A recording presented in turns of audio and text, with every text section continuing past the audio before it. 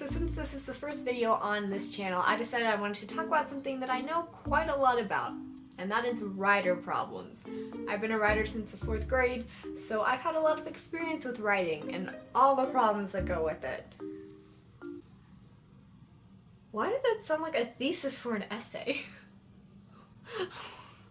I don't know what it is, whether it's because I'm more of a night owl or what, but I'm most creative at night. And when I mean night, I mean like 2 a.m. when I'm lying in the dark and trying to sleep and my brain is just bursting with all these ideas for my novel, and it literally won't stop until I at least go and jot down the ideas. This cat, okay? This cat is going to be a demon from the underworld. As a writer, I have a really bad habit of editing my stuff. Now, don't get me wrong, editing's a good thing, but not when you haven't actually finished writing yet. Like, I'll write a couple paragraphs of a story, and as I'm looking back over it, my inner critic is peering over my shoulder going, yikes, what kind of description is that? That dialogue is so unrealistic. Okay, this is all super cringe, and you need to change it, like, right now. But I was gonna continue. No, you are not writing anything until you perfect these 2 paragraphs.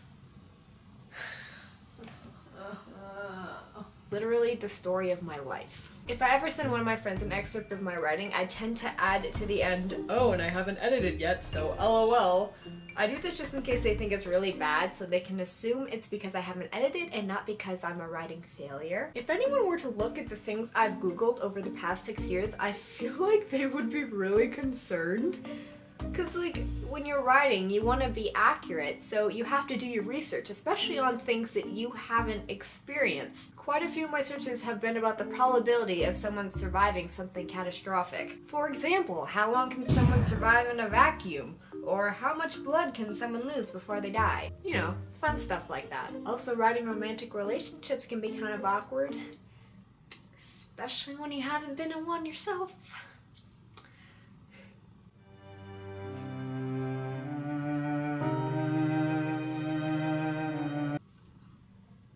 Wow, I actually got myself to tear up there. I'm currently writing a trilogy and I'm on the 1st book right now, but I'm struggling because I have more ideas for the 2nd and 3rd book than I do for the 1st. So I find myself writing scenes for book 2 before I'm even close to finishing book 1, and it's just